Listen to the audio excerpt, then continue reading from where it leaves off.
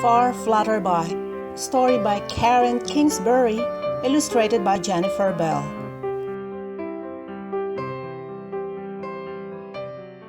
One day in the town of Better Than Brown, Cody the caterpillar crawled on the ground, eating and inching his way through the day. His spirits were low and the heavens were gray. "I wonder," he said as he inched up a tree, "if there's more to this life than just branches and leaves." Then right at that moment a bird came along, Boolally bird with a beautiful song.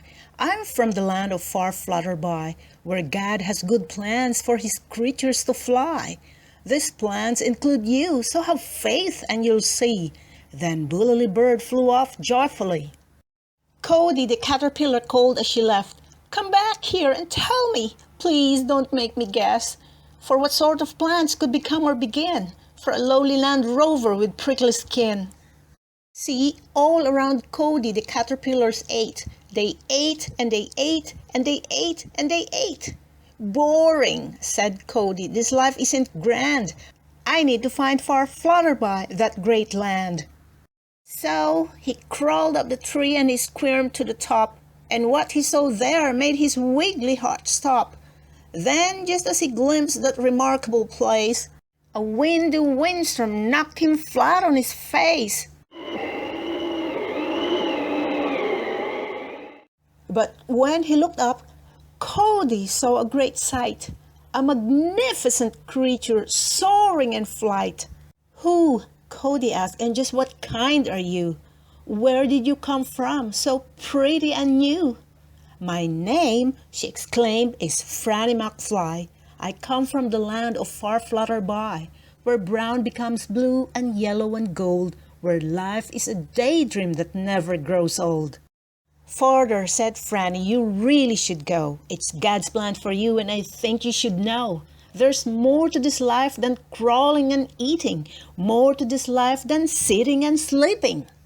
You need to be patient, you need to hold on. You'll find a way there." And with that she was gone.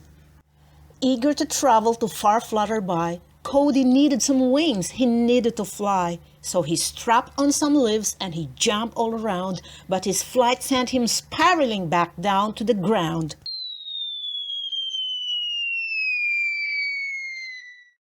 There in a heap he thought life can be tricky, upside down, sideways, and poke and prickly. Still he held on to hope because that's what he'd heard from Franny McFly and Boolally bird. "Okay," Cody said, "if there really are plans for me to find more than I have in this land, when will it happen and how will I know? 'Cause here I'm still boring, still wrinkly, still slow." But the very next day Cody had a strange feeling. It made him feel dizzy and wobbly and reeling, spinning and spinning by sun and by moon, until he was wrapped in a sticky cocoon. He hung upside down in the shade of a leaf, and that's where he stayed for nearly 3 weeks. All hope was lost. He was downer than down, stuck there forever in Better Than Brown.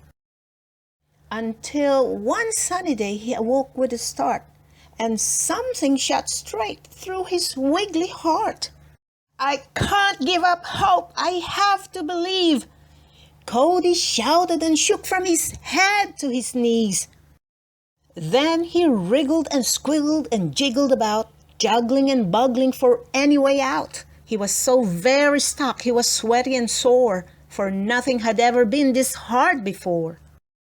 But that's when poor Cody remembered the words of Franny McFly and Boolally bird. "God's plans are good, so have faith and you'll see." Then he struggled and struggled, and finally broke free. Now something was different. The heavens were blue, and Cody's old body was bursting brand new. He stretched and he flexed and he shook out the crinkles. He felt so much lighter without all the wrinkles. He looked round behind him, and there of all things were beautiful, bountiful, wondrous wings.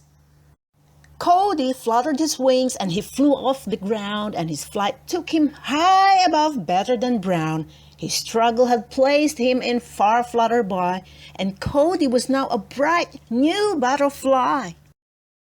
With colors of blue and yellow and gold. Cody's wonderful life would never grow old, for these were God's plans, just as good as the word of Franny McFly and Boolally Bird. Cody called to his friends as he dipped and he soared, "Have faith through the hard times, believing in more. For there in the journey and stuck in the sting, the struggle is what gives you wings."